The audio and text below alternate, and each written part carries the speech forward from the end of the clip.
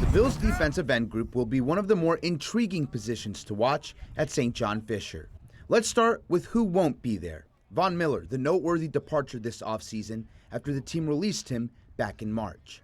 After tearing his ACL in 2022, Miller just never recaptured his all-pro level of play, leading to his time in Buffalo being done after 3 seasons. Who's back? Well, that group largely consists of Greg Rousseau, AJ Epinesa, and Javon Solomon. Solomon is a second-year player who showed some flashes as a rookie and will hope to show continued progression in camp.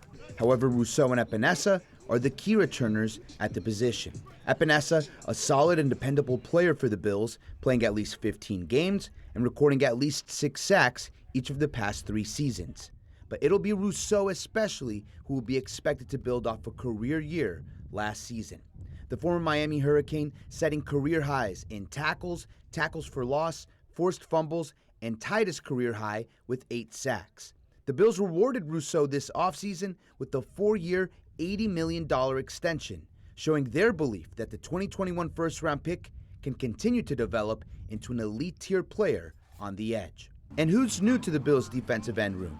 That's quite the list, and it's one that starts with Joey Bosa. The 5-time Pro Bowler is outside the Chargers organization for the first time in his career after signing a 1-year deal with the Bills in free agency. Can Bosa provide the veteran production at the position the Bills had hoped to get out of Von Miller the past few seasons? That's certainly possible, but Bosa himself has been plagued by injuries the past 3 years, missing 23 regular season games in that span. In fact, a calf injury this offseason mostly keeping Bosa out of OTAs and mandatory minicamp. While we start to see him do some work off to the side toward the end of minicamp, training camp will be our first good look at Bosa in a Bills practice uniform.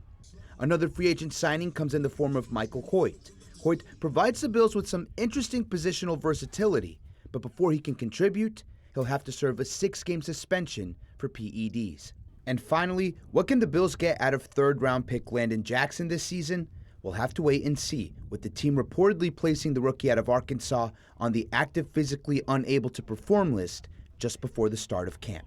So while the Bills have the pieces on paper to potentially have a strong defensive end core this season, questions around injuries, availability, and continued development make the position one to keep a close eye on at training camp.